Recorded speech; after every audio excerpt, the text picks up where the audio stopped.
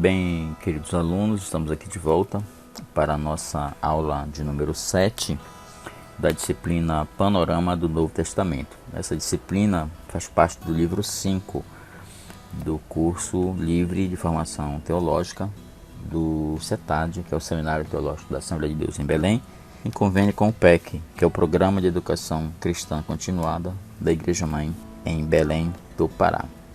Esse livro 5 é composto das disciplinas Panorama do Antigo Testamento e Panorama do Novo Testamento. Estamos agora nesta continuidade da disciplina Panorama do Novo Testamento, abordando os estudos livro por livro dos escritos do Novo Testamento. Estamos no bloco chamado de Epístolas Paulinas, na carta de Paulo, especificamente carta de Paulo aos Filipenses, que é considerada outra carta da prisão, carta que teria sido escrita no período que Paulo esteve preso em Roma durante a sua prisão ali domiciliar. Ele ficou por 2 anos ali preso em Roma e dali ele escreveu essa carta. A carta recebe o nome de Filipenses, função do local para qual ela foi endereçada, que seria a igreja localizada em Filipos. Filipos era uma cidade grega localizada nas montanhas da Trácia, da Macedônia. E Paulo fundou a igreja nessa cidade. Filipos foi a primeira cidade da Macedônia em que Paulo estabeleceu uma igreja. Provável que a carta tenha sido escrita por volta do ano 61, mesmo período da carta aos Efésios que estudamos anteriormente, quando Paulo esteve preso em Roma. O tema principal da carta é alegria em Cristo, e as palavras-chave que abundantes no texto é alegria e regozijar, que são palavras que têm um certo sentido sinônimo, né? Elas se complementam. Então fala muito de alegria. Carta escrita, como já falei, para a igreja de Filipos, uma cidade próspera, que era colônia de Roma, significando que os cidadãos filipenses também eram cidadãos romanos. A cidade foi fundada pelo rei Filipe da Macedônia, por isso leva o seu nome Filipos. Filipe foi pai de Alexandre Magno, ou Alexandre o Grande. Em Filipos havia muitos militares romanos aposentados, justificando o fato de ser um posto militar com privilégios especiais de Roma. Por esta razão não havia muitos judeus e nem sinagoga na cidade, sendo que nenhuma passagem do Antigo Testamento é citada nesta carta por Paulo. A mensagem principal da carta de Paulo aos Filipenses era agradecer a oferta que os filipenses o tinham enviado quando souberam de sua prisão em Roma e enfatizar a alegria que deve ser a vida de um cristão. Ele aproveita então para relatar suas atuais circunstâncias, encorajar os filipenses a se manterem firmes diante das perseguições, ensiná-los a se alegrarem em qualquer situação e exortá-los à humildade e à unidade, e advertir contra os judaizantes, judeus, cristãos, legalistas e mais outro tipo de pessoas que prejudicavam ali os ensinos do cristianismo naquela cidade, naquela igreja, naquela oportunidade. Com relação aos antecedentes da carta, nós vamos comentar o seguinte. Em Atos 16, ali na segunda viagem missionária de Paulo, é que é registrado a fundação da igreja em Filipos. Paulo estabeleceu a igreja durante sua segunda viagem missionária, como falamos, entre os anos 50 e 51 depois de Cristo. Desde o começo, a igreja apresentava um forte zelo missionário e era constante em seu apoio ao ministério de Paulo. No capítulo 4 da carta, Paulo agradece a eles sobre o apoio, e também você pode verificar isso na segunda carta aos Coríntios, quando ele recebe uma oferta. Eles estando ali em Corinto, com muita dificuldade, ele recebe uma oferta que ele diz dos macedônios da igreja de Filipe, para que Paulo fosse ajudado ali na manutenção do seu ministério, quando esteve por 1 ano e meio na cidade de Corinto. Você pode confirmar isso na segunda carta de Paulo aos Coríntios, no capítulo 11. Paulo desfrutou de uma amizade mais profunda com os filipenses do que qualquer outra igreja. Ele tinha um carinho muito especial pela igreja Falamos já sobre a data, né? Escreveu na prisão em Roma para agradecê-los pela contribuição que tinham recebido deles. Então, basicamente, esse é o motivo da carta.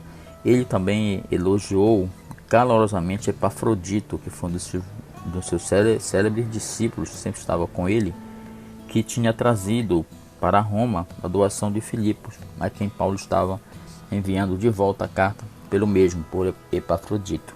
O principal motivo da carta era escrever por esse agradecimento da oferta. Também apelou para um espírito de unidade e estabilidade entre eles.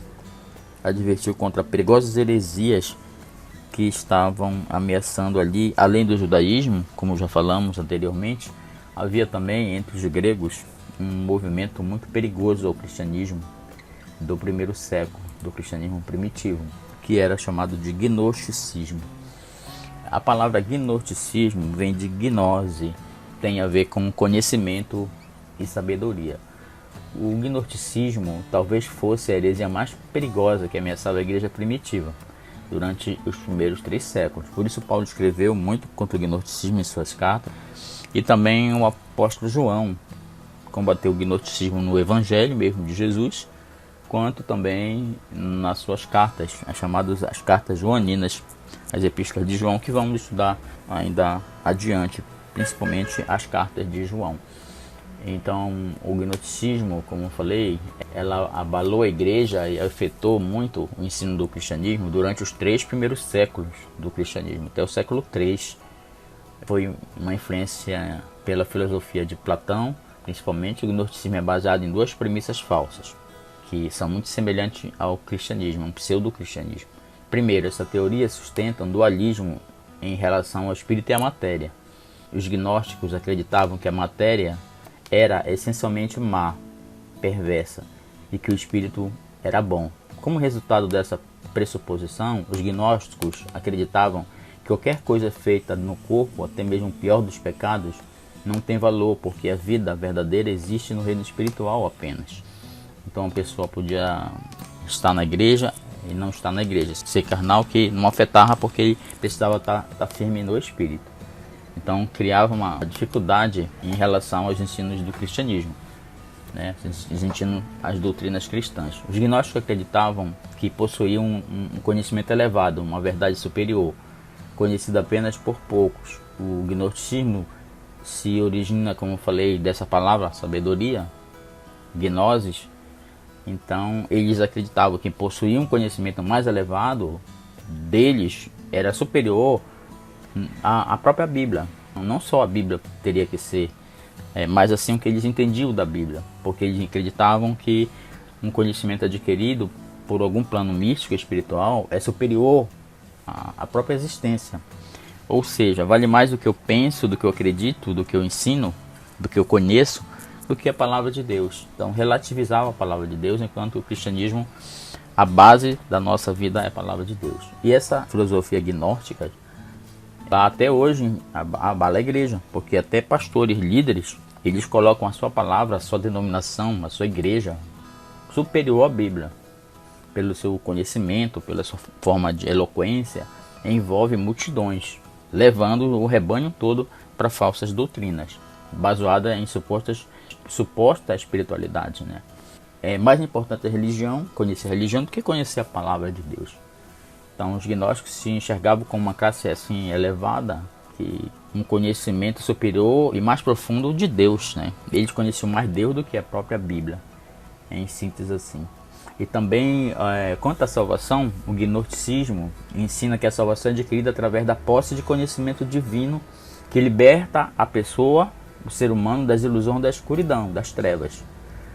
Apesar de clamar e seguir a Jesus, dizer que são cristãos, alguns, com esse pensamento, eles o contradizem. Jesus não falou nada da salvação através de conhecimento. Ele diz: conhecereis a verdade vos libertará. Mas essa verdade é a palavra, restrita à palavra de Deus. Ele se refere à verdade absoluta da Bíblia, não a verdade do homem, o conhecimento do homem. Então a salvação vem através apenas da fé em Cristo como Salvador do pecado, conforme Paulo escreveu aos Efésios assim, em capítulo 2, versículo 2 e 9. Porque pela graça sois salvos por meio da fé, E isso não vem de vós, é dom de Deus. Não vem das obras, para que ninguém se glorie. Então não é pelo conhecimento. Além disso, a salvação de que Cristo oferece é de graça e disponível a qualquer um. Como nós observamos em João 3,16, que diz que Deus amou o mundo de tal maneira que aquele que crê em Cristo será salvo, porque o benefício da salvação foi a morte de Cristo, né? E ele morreu para que todos fossem salvos. Não apenas uma certa elite que adquiria uma revelação especial, um conhecimento, obteria a salvação, mas todos, mesmo quem não tem sabedoria nenhuma, quem crê e crê em Cristo, no seu sacrifício, é salvo. Então, eu fiz essa pequena informação à parte sobre essa filosofia gnóstica, porque até hoje essa heresia ronda a igreja. A característica principal, uma das características fundamentais da carta, em muitos aspectos, é que essa carta é a mais bela das cartas de Paulo, cheia de ternura, calor, afeição. Seu estilo é espontâneo, pessoal e informal em alguns momentos, apresentando-nos um diário íntimo das próprias experiências espirituais dele, de Paulo. A nota dominante por toda a carta é a alegria triunfante, né? Paulo, embora prisioneiro, era muito feliz e invocava seus leitores para se sempre regozijarem-se em Cristo. É uma carta ética e prática em sua ênfase e está centralizada em Jesus Cristo. Para Paulo, Cristo era mais do que um exemplo. Ele era a própria vida do apóstolo. Quanto ao conteúdo da carta, seu tema e conteúdo, sua mensagem, a mensagem permanente, né, dos filipenses diz respeito à natureza e base da alegria cristã. Para Paulo, a verdadeira alegria não é uma emoção superficial, passageira, que depende de circunstâncias favoráveis naquele momento. A alegria cristã é independente da condição externa e é possível mesmo em meio a circunstâncias completamente adversas, como sofrimento e perseguição. Paulo estava escrevendo essa carta para falar de alegria do Espírito, a alegria de ser crente dentro de uma cadeia e ter sofrido tudo que ele sofreu, que nós vemos o seu registro na segunda carta aos Coríntios. Todos os sofrimentos que ele padeceu durante seu ministério por Cristo, ainda assim ele dizia: alegrai-vos no Senhor. Mais uma vez vos digo, alegrai-vos, escrevendo essa carta. Vem assim a nossa mente, nosso imaginário, ele ali preso, e lembre-se que foi nessa cidade que ele foi preso, na cidade de Filipos, para onde ele escreveu essa carta. Ele ficou preso ali, e em vez de ficar jogando praga aos romanos, ele e Silas ficaram na prisão louvando a Deus com alegria no coração, mesmo naquela cadeia, naquele momento aí naquela cidade. Então veio um terremoto e eles foram libertos, e houve a conversão daquele carcereiro, não só o carcereiro, ele e toda a sua casa. Então Paulo disse para ele: crê no Senhor Jesus Cristo e será salvo tu e a tua casa. Então Paulo sabia literalmente no seu evangelho que era estar alegre mesmo nas adversidades. A alegria definitiva, então, segundo o conteúdo da carta, surge na comunhão com Cristo ressuscitado e Cristo glorificado. Por toda a carta, Paulo fala da alegria do Senhor, enfatizando que somente através de Cristo se alcança a alegria, como ocorre com todas as outras graças cristãs. Essencial para essa alegria é a convicção confiante da autoridade de Cristo, baseada na experiência do poder e da ressurreição do Senhor. Devido a essa convicção, a vida de Paulo ganhou sentido. Mesmo a morte tornou-se uma amiga, pois levaria uma maior experiência na presença de Deus. Isso ele fala no capítulo 1, versículos 21 a 23. Deixa eu ver aqui o que diz esse texto. Vamos abrir a nossa Bíblia. Filipenses, capítulo 1, do versículo 21 a 23. Paulo escreve assim, logo no início da carta: porque para mim, queridos, olha só o que Paulo está dizendo aqui: porque para mim o viver é Cristo e o morrer é ganho, é lucro. Mas se o viver na carne me der fruto na minha obra, não sei então o que devo escolher. mas de ambos os lados estão em aperto, tendo desejo de partir e estar com Cristo, porque isto é ainda muito melhor. Então, e mesmo toda essa diversidade, ele dizia isso, até o morrer para ele em Cristo era vitória, era ganho, era lucro. A alegria apresentada aqui em Filipenses envolve uma expectativa ávida da volta iminente de Cristo. O fato de essa expectativa ser dominante no pensamento de Paulo é vista em suas 5 referências à volta de Cristo. No contexto de cada referência há uma nota de alegria. Você pode conferir isso no capítulo 1, versículo 6, versículo 10, capítulo 2, versículo 16, capítulo 3, versículo 20, capítulo 4, versículo 5. Então, ao longo dessa carta, você pode observar muito isso, a referência à volta de Cristo por Paulo e a alegria que isso trata no coração. Então, no cristianismo, não precisa você ficar se preocupado, ficar calculando quais são as profecias que estão se cumprindo, em que momento Jesus vai voltar, se vai voltar em 21, 22, 23, enfim. Não é esse o objetivo do cristão, é viver cada momento com alegria no coração de que Deus está na nossa vida e que em qualquer momento nós vamos estar com Ele. Lembrando sempre o que Ele disse para aquele ladrão no dia da crucificação ali na cruz: hoje mesmo estarás comigo no paraíso. Então a promessa de Jesus é que hoje mesmo, não importa o que você esteja fazendo, onde você esteja, Ele está com você. E se você morrer naquele momento, é alegria, é o lucro, você vai estar com Ele, imediatamente com Ele, no paraíso, conforme essas promessas que nós temos na sua palavra. Paulo também descreve uma alegria que surge na comunhão, na propagação do Evangelho. Ele começa a carta agradecendo aos filipenses por sua parceria na propagação do Evangelho através das suas ofertas monetárias, através do dinheiro que eles enviavam para manter o ministério dele durante aquelas viagens custosas, doloridas que ele teve ao longo do seu ministério.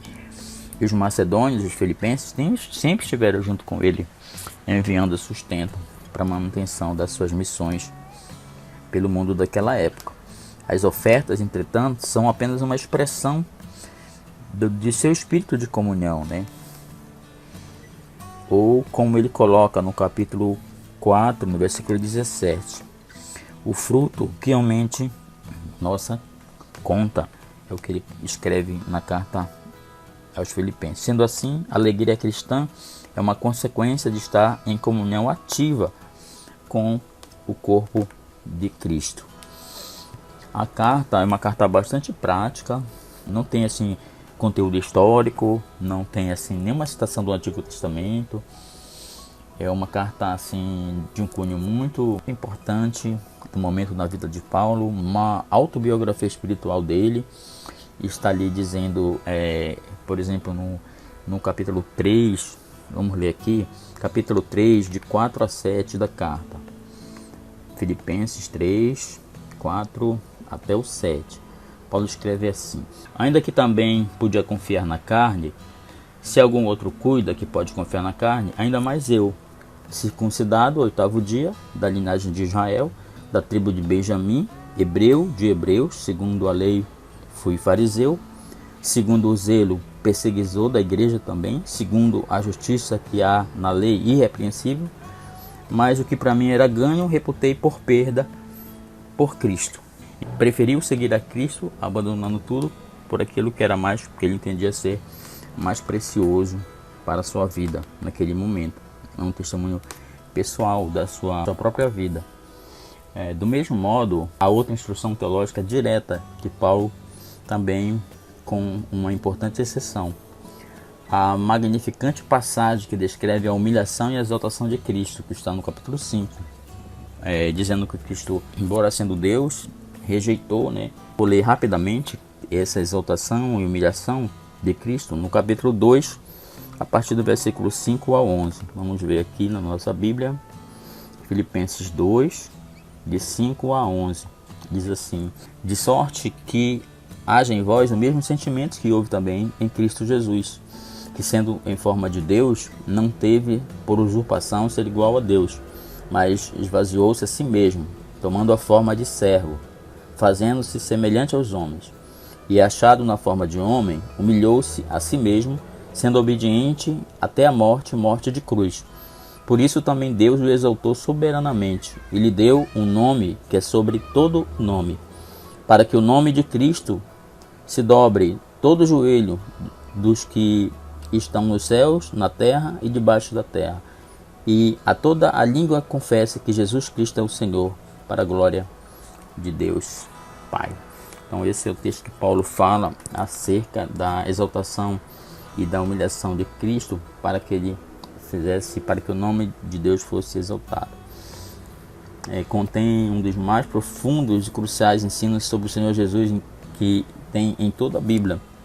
O tema principal de buscar a semelhança a Cristo como um elemento que mais caracteriza o amadurecimento espiritual e a única paixão de Paulo em sua própria vida. Tudo isso é apresentado no capítulo 3. Tá? Então, apesar de Paulo estar na prisão, como já comentamos, o tom dominante da carta é a alegria, é ser alegre. Você vê no capítulo 1, no capítulo 2, no capítulo 3, no capítulo 4, em toda a carta ele apresenta isso. Tá bom? Então vamos na nossa aplicação pessoal para encerrarmos esse estudo panorâmico do conteúdo de Filipenses. Na nossa aplicação pessoal diz assim: essa carta revela a mensagem eterna de que a verdadeira alegria somente será encontrada em um relacionamento pessoal dinâmico com Jesus Cristo, na garantia de que Deus é capaz de transformar circunstâncias adversas para o nosso bem e para a sua própria glória. Devido ao fato de ele estar unido a Cristo por uma fé viva, Paulo podia alegar constantemente em todas as circunstâncias. Seu testemunho singelo era assim: nisto me alegro e me alegro ainda. Está no capítulo 1, versículo 18.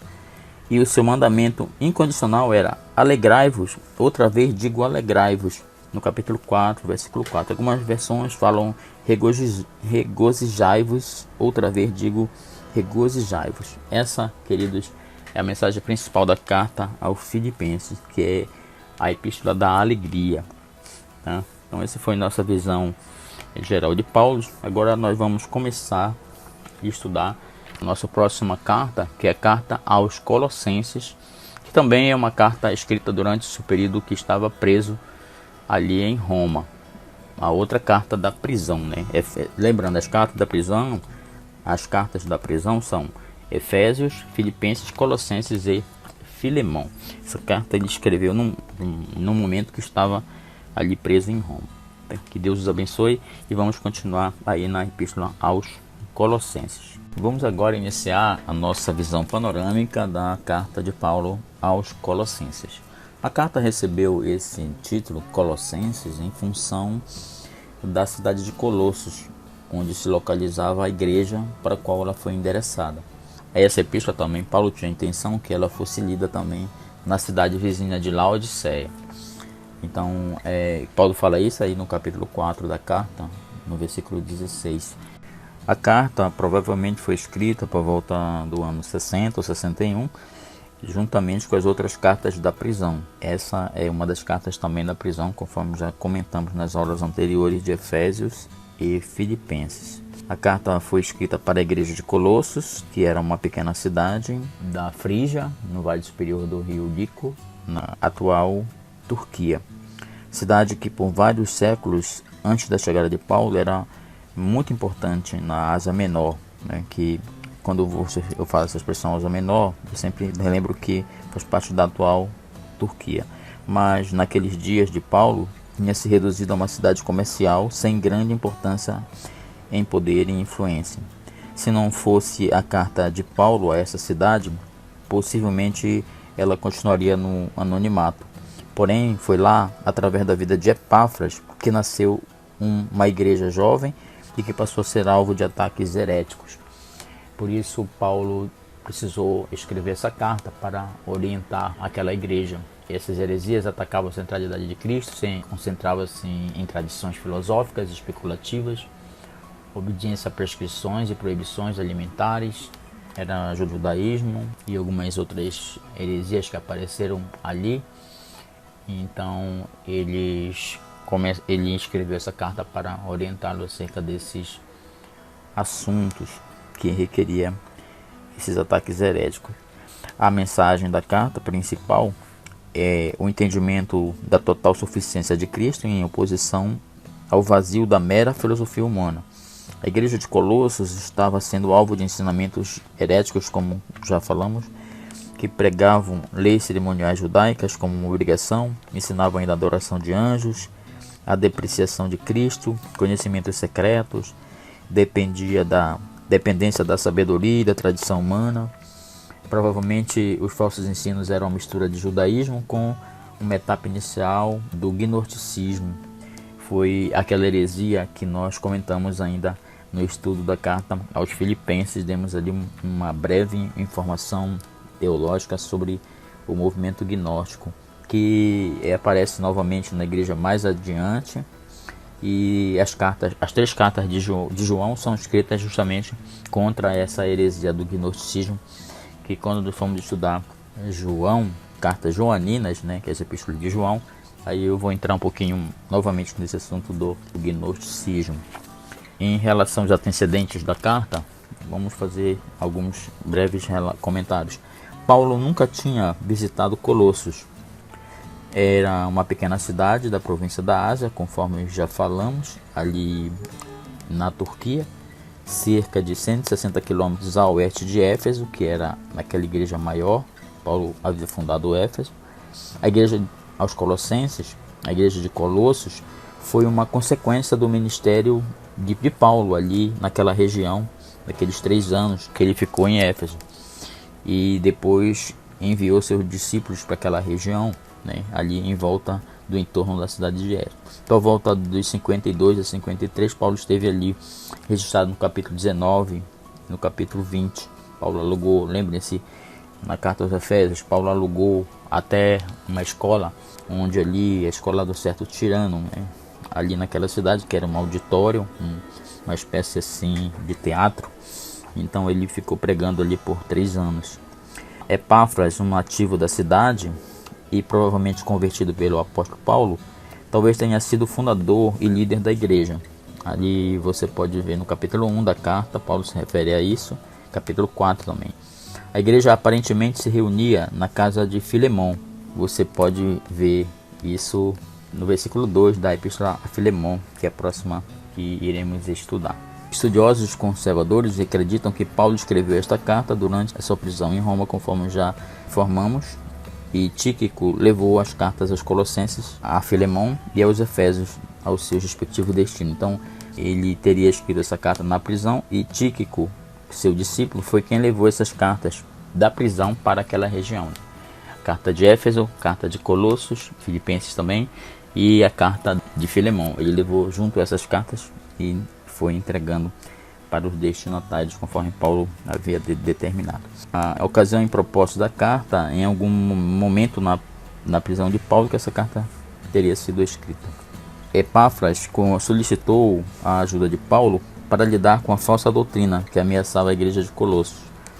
Isso aí você vê no capítulo 2, 8 e 9. Vamos ver aqui Colossenses, capítulo 2, versículo 8 e 9, diz assim: Tende cuidado para que ninguém vos faça presa sua, por meio de filosofias e vãs sutilezas, segundo a tradição dos homens, segundo os rudimentos do mundo e não segundo a Cristo, porque nele habita corporalmente toda a plenitude da divindade. Então Paulo faz essa citação aí acerca do que estava ameaçando a igreja, as falsas doutrinas que apareceu ali naquela comunidade. Aparentemente essa heresia era uma mistura de paganismo, ocultismo, legalismo judaico, cristianismo, gnosticismo, cristianismo adulterado ali estava surgindo. O erro parece como uma antiga forma gnóstica, né, que nós vimos na aula anterior, uma exposição sobre isso, que ensinava que Jesus não era completamente Deus nem completamente homem, mas apenas um dos seus semidivinos que ligavam o abismo entre Deus e o mundo. Portanto, dizia-se que lhe faltava autoridade e capacidade para atender às necessidades dos colossenses. Os crentes esclarecidos podiam, entretanto, alcançar a plenitude espiritual através do conhecimento especial e a autodisciplina rigorosa. Então, são aspectos do gnosticismo que nós falamos aqui, que o conhecimento estava superior àquilo que ensinavam. Então, os próprios homens, por serem cheios, buscarem conhecimento, davam mais importância a isso do que a própria vida espiritual. Com uma urgência intensificada pela repatriação do escravo fugitivo Onésimo a seu mestre em Colossos, Paulo escreveu esta epístola com 4 propósitos. Primeiro, expor e rejeitar a heresia. Segundo, instruir a verdade aos colossenses e alertá-los do perigo de retornar aos vícios do paganismo. Terceiro, expressar interesse pessoal pelos crentes daquela igreja. E 4, inspirá-los a promover o amor mútuo e a harmonia naquela igreja. Características da carta: nenhum outro livro do Novo Testamento apresenta mais completamente a autoridade universal de Cristo ou a defende com tanto cuidado quanto essa carta. Nessa carta, Paulo foi combativo em tom e abrupto em estilo. Colossenses tem uma semelhança próxima com Efésios, em linguagem e em assunto também. Mais de 70 dos 155 versos de Efésios têm expressões que ecoam em Colossenses também, são parecidas. Por outro lado, Colossenses tem 28 palavras que não se encontram em mais nenhum outro lugar dos escritos de Paulo e 34 que não se encontram em lugar nenhum do Novo Testamento. São curiosidades, algumas coisas específicas, né? A igreja não foi fundada por Paulo, foi fundada por Epáfras. A igreja ficava próxima a Éfeso, Paulo não foi lá. Também alguma informação importante: Filemon, ao qual Paulo escreve uma epístola, fazia parte dessa igreja, era membro dessa igreja. Outra coisa que aprendemos nessas curiosidades características dessa igreja: essa igreja teria surgido de um trabalho de Epáfras e de outros convertidos de Paulo naquele período que ele ficou ali em Éfeso, naqueles 3 anos. Além da igreja de Colossos, também fundaram a igreja de Laodiceia e a igreja de Hierápolis, que ficavam ali ao entorno da cidade de Éfeso. Nenhuma indicação de que Paulo conhecia pessoalmente seus leitores, pois não foi ele quem fundou a igreja dali de Colossos. No fim da carta, ele saúda por nome somente 2 pessoas: Ninfa, que parece morar em Laodiceia, capítulo 4, versículo 15, e Arquipo, que parece ter sido um dos líderes da igreja de Colossos, no capítulo 4, 17, também Paulo cita essas 2 pessoas só. Então ele conhecia poucas pessoas daquele lugar. Paulo sabia da situação dos cristãos de Colossos por meio de Epáfras, que estava com ele quando ele escreveu essa carta. Então são algumas características e curiosidades exclusivas dessa carta. Vamos falar um pouco agora do conteúdo da carta, de alguns aspectos teológicos da carta. Os falsos mestres em Colossos tinham rebatido algumas das principais doutrinas do cristianismo, nada menos que a divindade, a autoridade absoluta e a suficiência de Cristo. Só isso, né? Então era muita afronta ao cristianismo, então Paulo precisou apresentar Cristo naquela carta. Então Colossenses apresenta Cristo como o Senhor Supremo em sua suficiência. O crente encontra perfeição ali em Cristo. Você pode acompanhar isso em Colossenses 1, de 15 a 20. Os primeiros 2 capítulos da carta apresentam e defendem essa verdade. Os últimos 2 desvendam as implicações práticas dessa verdade. A supremacia de Jesus Cristo depende da unidade dele como eterno e amado Filho e herdeiro de Deus. No capítulo 1, Paulo aborda isso. Nele, em Jesus, habita a totalidade dos atributos, essência e poder divino. Ele é a revelação e representação exata do Pai e tem prioridade em tempo e primazia em categoria sobre toda a criação. Sua suficiência depende da sua superioridade. A convicção da soberania absoluta de Cristo impulsionou a atividade missionária de Paulo. Isso tudo aborda o capítulo 1.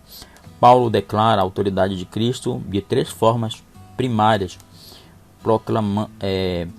proclamando ao mesmo tempo sua adequação. Vamos ver essas 3 formas. Primeiro, Cristo é o Senhor de toda a criação. Sua autoridade criativa abrange todo o universo material e espiritual. Capítulo 1, versículo 16 fala isso. Com isso, inclui os anjos e os planetas. E tudo que existe foi criado. Cristo participou diretamente da criação de todas as coisas, juntamente com o Pai. Cristo merece ser louvado ao invés dos anjos. Então, ali há uma crítica aos ensinos judaizantes daquela época de adoração e culto aos anjos. Além disso, não há motivo para temer os poderes espirituais demoníacos ou buscar supersticiosamente a proteção deles, pois Cristo neutralizou o poder deles na cruz. Capítulo 2, versículo 15. E os colossenses compartilhavam de seu triunfante poder da ressurreição. Capítulo 2, versículo 20.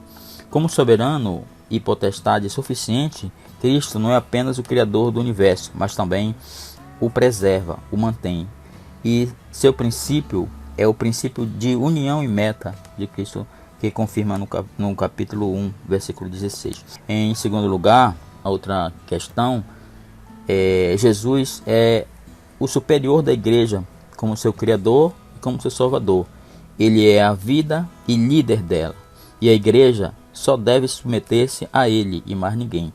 Os colossenses devem permanecer arraigados a ele, no capítulo 2, ao invés de se encantarem com especulações de tradições vazias, de filosofias ou de outros cultos, de outras religiões esotéricas. E em terceiro lugar, a epístola afirma no capítulo 3 que Jesus Cristo é supremo na salvação. Capítulo 3, versículo 11. Nele somem todas as descrições criadas pelo homem e caem as barreiras. Ele transformou os cristãos em uma única família, onde os membros são iguais em perdão e adoração. É ele quem importa, em primeiro e em último lugar. Portanto, contrário à heresia, não há qualificações ou exigências especiais para vivenciar o privilégio de Deus. Tudo é centralizado na pessoa de Cristo. Ele é a suprema suficiência, a suprema manifestação de Deus, o supremo poder de Deus estabelecido na terra através dele. É como Jesus disse: sem mim nada podeis fazer, como está escrito no Evangelho de João. Ele é o suficiente em tudo. Ele é o suficiente em todas as coisas. A principal mensagem dessa carta é estabelecer a supremacia e a única e total suficiência de Cristo para tudo na vida daquele que crer nisso. Então, os capítulos 3 e 4 lidam com as implicações práticas dessa suficiência. Na prática, nas implicações práticas na vida cotidiana dos colossenses dessa suficiência de Cristo. Paulo usa a palavra Senhor 9 vezes no capítulo 3 e o 4, o que indica que a supremacia de Cristo invade cada aspecto dos seus relacionamentos e atividades. Então, essa é a principal motivação. Colossenses contém ensinamentos, queridos, a respeito de diversas áreas essenciais da teologia, falando um pouquinho aqui em aspectos teológicos, incluindo, primeiro, a divindade de Cristo, segundo, a reconciliação só em Cristo, a redenção, que é a salvação só em Cristo, a eleição, como é que Deus elege os crentes, fala sobre o perdão, fala sobre a natureza da igreja. Também, como observado, além desses fatos, essa epístola refuta o ensinamento herege que ameaça a igreja de Colossos, principalmente o gnosticismo e o judaísmo, que está entrando ali através dos atos cerimoniais e do culto aos anjos, de várias outras deformações heréticas que tentam contaminar aquela igreja. A aplicação pessoal, para encerrarmos o estudo de Colossenses, nós afirmamos que percebemos isso no estudo desse texto. Como é uma época de pluralismo e secretismo religioso, isto é, uma diluição da verdade em nome da unidade, a autoridade de Cristo é considerada irrelevante por muitos grupos religiosos que acreditam que uma religião é tão boa quanto a outra. É o que nós vemos nos dias de hoje. Todos dizem assim: todos os caminhos levam a Deus. Então eles tentam relativizar uma relação com Deus, uma fé superficial, não apenas em um. Não existe a hipótese nos dias de hoje, há um ecumenismo geral, de que apenas o cristianismo é verdadeiro, mas sim de que há uma sociedade laica onde cada um busca o seu próprio Deus. A epístola aos Colossenses vem falar da suficiência única de Cristo. centralizando nele tudo aquilo que é necessário para a nossa vida. A sua supremacia é negada por outros que colocam o carimbo de cristão sobre uma fusão de crenças de diversas religiões. Então, hoje em dia, a suficiência de Cristo é relativizada em muitas igrejas, até igrejas que se dizem cristãs. Normalmente aclamada como um avanço além da cristandade apostólica, essa mistura promete autorrealização, liberdade sem render-se a Cristo. O Jesus que é apresentado em muitas igrejas, até mesmo que se dizem evangélicas, é um Senhor que depende do homem. Não tem uma suficiência total. É como se aquela pessoa que frequenta aquele grupo, ele precisa estar naquele grupo, ele precisa fazer algumas cerimônias, alguns rituais, ele precisa participar de campanhas, precisa participar de votos, precisa participar de sacrifícios, precisa pegar objetos sagrados, precisa pegar óleo, água, enfim, vários elementos místicos para que ele possa obter algum bênção de Deus, né? Na verdade, a carta aos Colossenses nos ensina toda a suficiência, tudo que precisa. Tudo foi feito por Deus através de Cristo. E Ele é o único suficiente. Único suficiente Salvador. Único suficiente que você precisa para gerir toda a sua vida. Seja a sua vida material, sua vida espiritual. Ele é tudo. Ele é tudo para você. Jesus é o Senhor. É a confissão mais antiga da igreja. Ele é o Senhor Supremo. Permanece como uma prova fiel da autêntica cristandade essa afirmação que Jesus é o Senhor. Nem a igreja, nem o indivíduo crente pode se dar ao luxo de comprometer a divindade de Deus em sua soberania e a esta sua suficiência. Ele será Senhor de tudo, ou então não será Senhor. Ou ele é o Senhor de tudo na sua vida, ou não será o seu Senhor. A partir do momento que você depende de algum líder, que você depende de alguma denominação, que você depende de algum objeto, que você depende de algum ritual religioso para poder receber a bênção e o poder de Deus na sua vida, alguma coisa está errada. Você trocou o foco, você mudou o foco. Cristo é a supremacia e suficiência necessária para todo cristão. Essa é a mensagem de Colossenses. Que Deus abençoe a sua vida. Vamos agora falar sobre a primeira epístola de Paulo aos Tessalonicenses. Iniciarmos esse estudo da epístola aos Tessalonicenses, convém a gente nós falarmos um pouco da origem desta igreja em Tessalônica. Vamos falar um pouco da cidade de Tessalônica. Tessalônica hoje é chamada atualmente de Salônica. Situa-se perto do antigo local das termas do Golfo Térmico, na parte do norte do mar Egeu. Essa cidade tornou-se a capital da Macedônia por volta do ano 168 a.C. e desfrutou da posição de cidade livre, a qual era governada pelos seus próprios cidadãos. Isso está conforme Atos 17, versículo 6.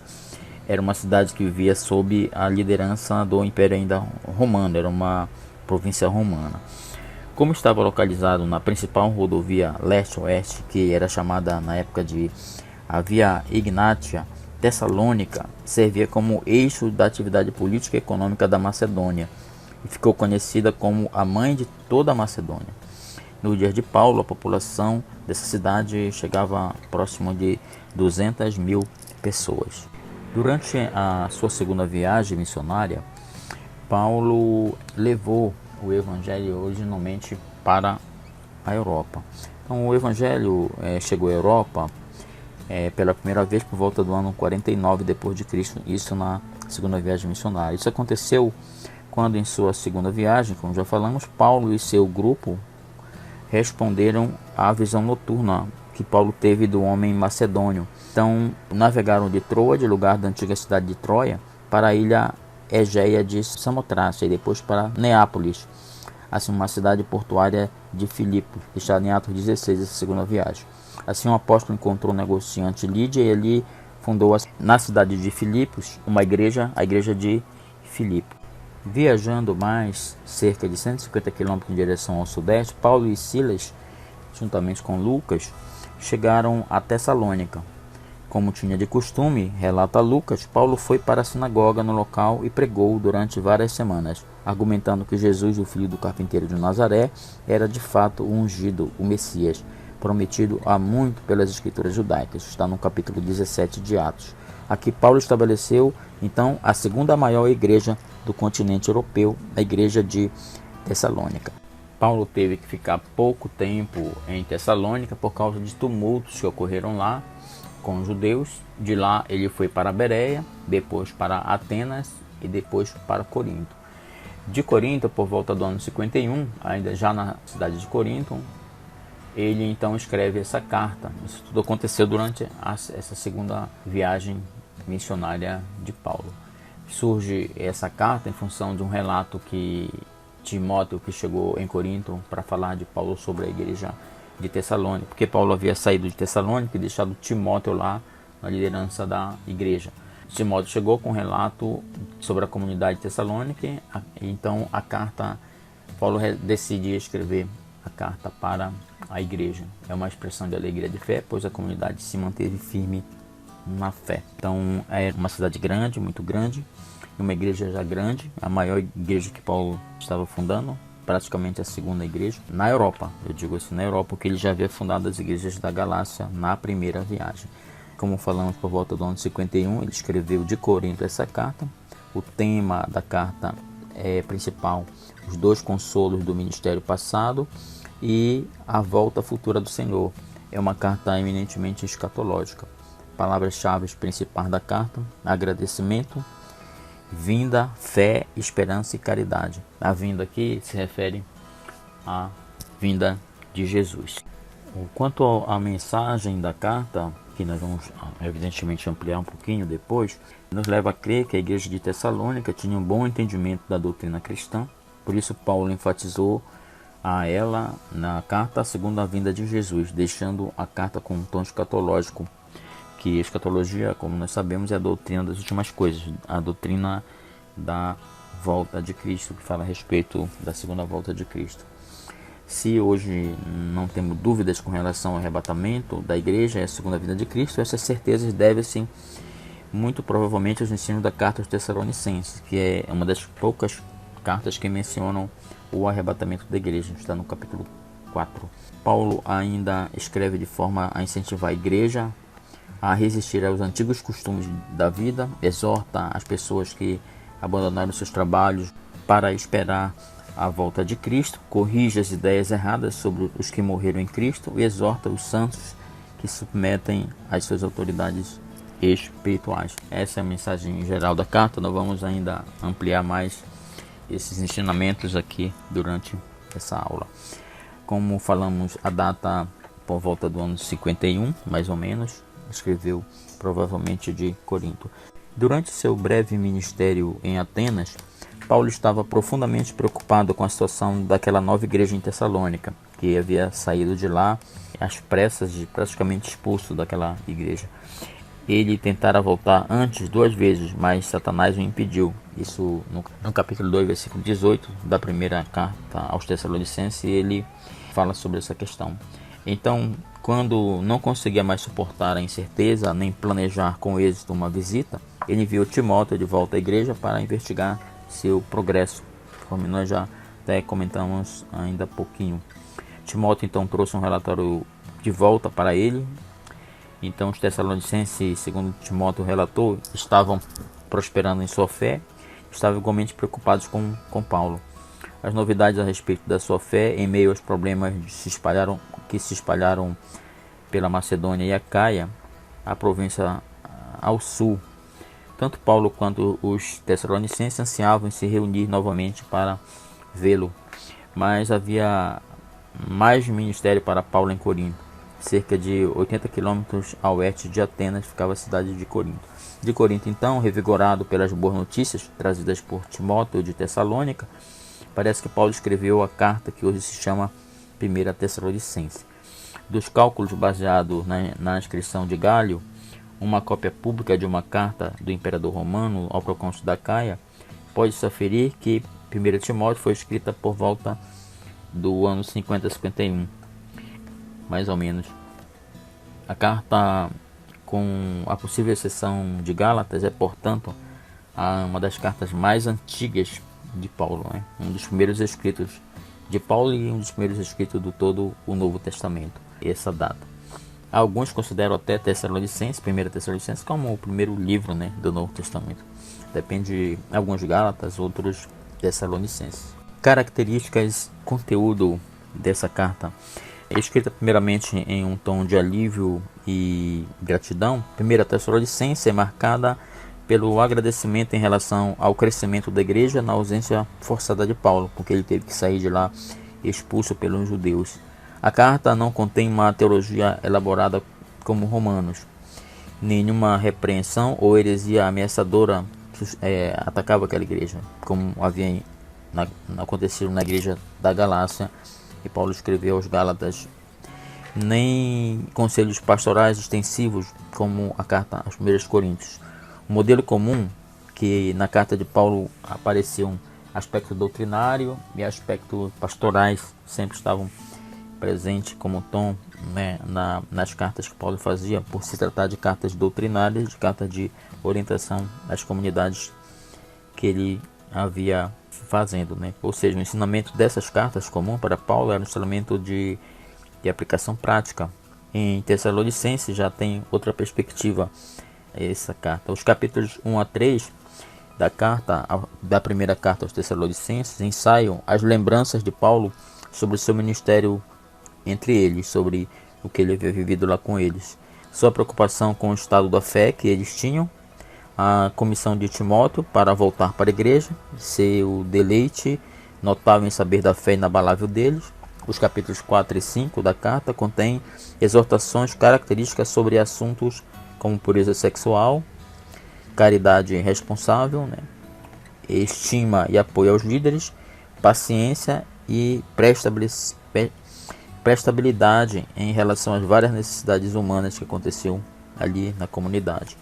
Está claro que estes conselhos só repetem o que Paulo recomendara antes, quando estava com eles, e que os Tessalonicenses já seguem o seu conselho, mas deveriam fazer cada vez mais, como também eles estavam já fazendo. Das frases cuidadosamente balanceadas no capítulo 1, versículo 3, e da repetição dos termos no capítulo 5, versículo 8, está claro que Paulo e provavelmente outros antigos cristãos missionários falavam repetidamente da fé, esperança e caridade como um trio favorito na virtude dos cristãos.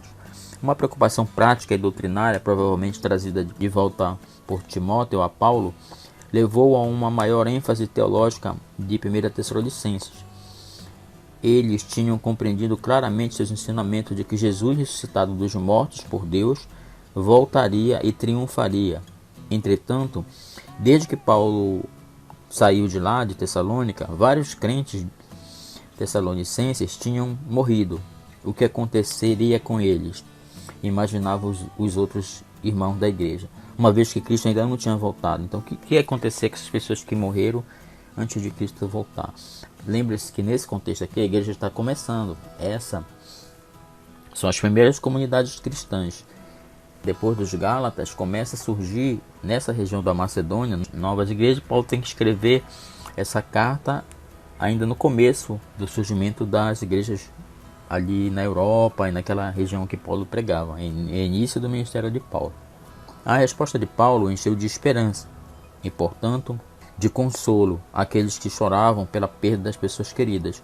Os mortos em Cristo, na verdade, seriam os primeiros a serem ressuscitados. Os cristãos vivos se uniriam a eles e seriam arrebatados para encontrar o Senhor nos ares e estar sempre com ele, um grande consolo para aqueles irmãos. Isso está no capítulo 4 da carta aos Tessalonicenses, sobre essa questão escatológica do que aconteceria com os crentes após a morte de Cristo e após a morte de cada um. A linguagem de Paulo, descrevendo a vinda de Jesus, dista 2 milênios do vocabulário da tecnologia urbana.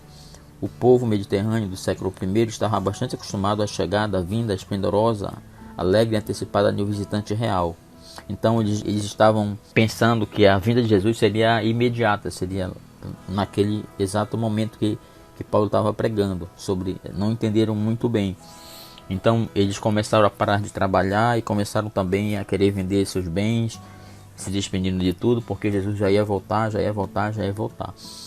Então Paulo escreve essa carta para que eles tenham mais consolo, esperem no Senhor, que não se desesperem, voltem a trabalhar e tudo mais. Na segunda carta aos Tessalonicenses, Paulo reforça mais isso acerca desses aspectos que envolve essa carta, né?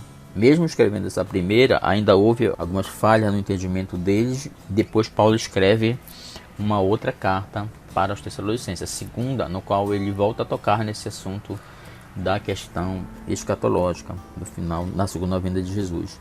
Então, mais ou menos isso que aconteceu. Eles ficaram um pouco ansiosos, porque, como eu comentei ainda há pouquinho, tinha esse costume nos europeus, nos gregos naquela época, de quando viesse alguém, vinha um visitante real, como estava vindo, né? E Paulo pregava sobre a vinda de Jesus.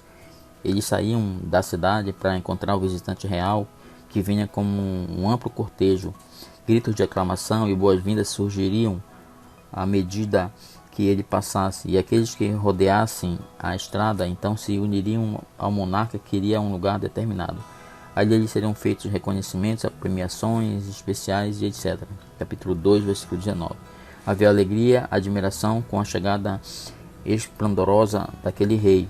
Assim há de ser quando os vivos e os mortos fossem para se encontrar com Jesus, para encontrar com o rei que vem do céu. Então Paulo, através dessa linguagem, na carta aos Tessalonicenses, tinha conciliando esses aspectos culturais com os aspectos para eles serem consolados e esperarem, terem paciência para o acontecimento que viria como a segunda vinda de Cristo. O tema da volta de Cristo, embora concentrado no capítulo 4, também é abordado no 5. Na verdade, a vinda de Cristo acontece de um final da carta, capítulo 1, versículo 10, ao outro, no capítulo 5, versículo 23. Então, por toda a carta é abordado um pouquinho sobre a vinda de Cristo. No capítulo 2, 19, capítulo 3, versículo 13. Cada capítulo, na primeira carta aos Tessalonicenses, refere-se a esse acontecimento futuro decisivo acerca da segunda vinda de Cristo. Por isso, é uma carta extremamente escatológica, conhecida como a carta mais escatológica de Paulo. É bem verdade que ambas as cartas aos Tessalonicenses, tanto a primeira quanto a segunda, são mencionadas como as epístolas escatológicas. No entanto, à luz do foco mais abrangente delas na igreja, elas seriam classificadas de modo mais apropriado como as epístolas sobre a igreja. 5 temas principais estão entremeados no conteúdo de 1 Tessalonicenses. 5 temas teológicos principais. Primeiro, o tema apologético, como a correção histórica entre Atos e 1 Tessalonicenses. Segundo, um tema eclesiástico, com a descrição de uma igreja saudável e em desenvolvimento. 3, um tema pastoral, com o exemplo das atividades e atitude do pastoreio. 4, um tema escatológico, com foco nos acontecimentos futuros, como a esperança da igreja. E 5, um tema missionário, com ênfase na proclamação do evangelho e no estabelecimento da igreja. Então há uma mescla entre a eclesiologia e a teologia pastoral também, e também a escatologia, que era aquilo que diria respeito à segunda vinda de Jesus. Para fecharmos essa carta, vamos apresentar aqui a aplicação pessoal dessa carta. Os cristãos em todas as épocas, assim como Paulo, esperam confiantemente a volta de Cristo em seu próprio tempo.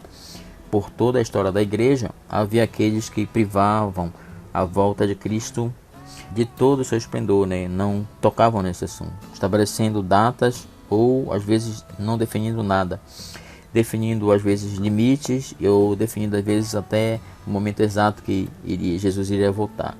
Portanto, aqueles de qualquer idade que o fazem, tentando identificar e dizer quando Jesus vai voltar, estão alegando saber mais do que o próprio Jesus, porque ele diz assim: mas daquele dia e hora ninguém sabe, nem os anjos que estão no céu e nem o Filho, senão o Pai.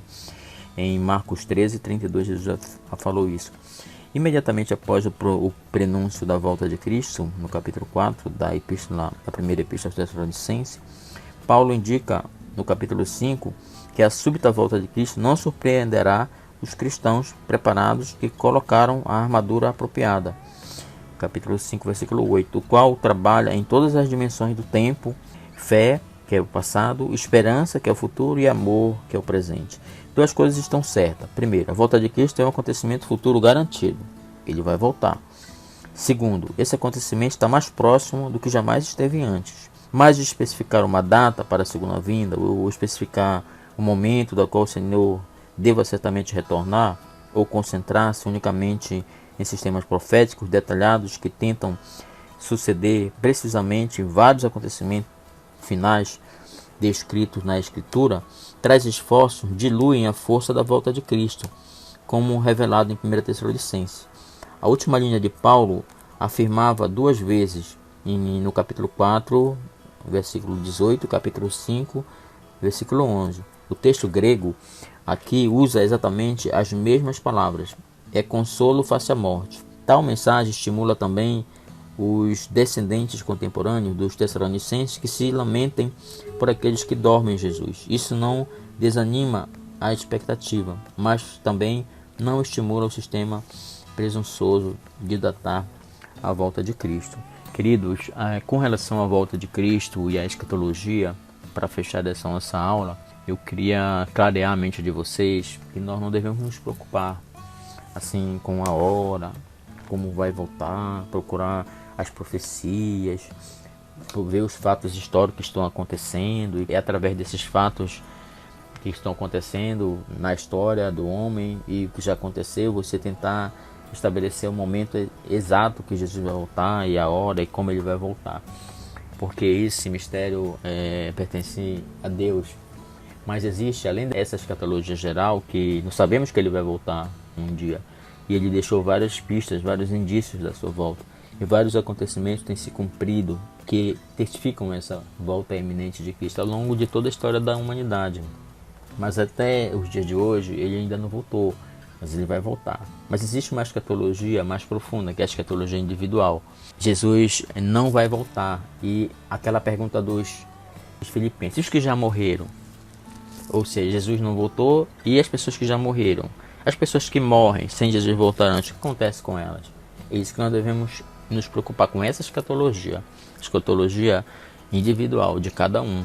Então, você tem que estar pronto para a vinda do Senhor, pronto para o dia que Jesus vai voltar. Então, se ele não voltou, não fique preocupado com as profecias, vive a sua vida cristã, esteja preparado para qualquer momento ele te levar, ele te arrebatar, conforme fala no texto de Tessalonicenses.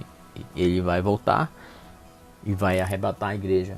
Então você tem que estar pronto, preparado para esse arrebatamento. Se ele não voltar e te arrebatar, mas se você morrer, no dia que você morre, você define seu destino.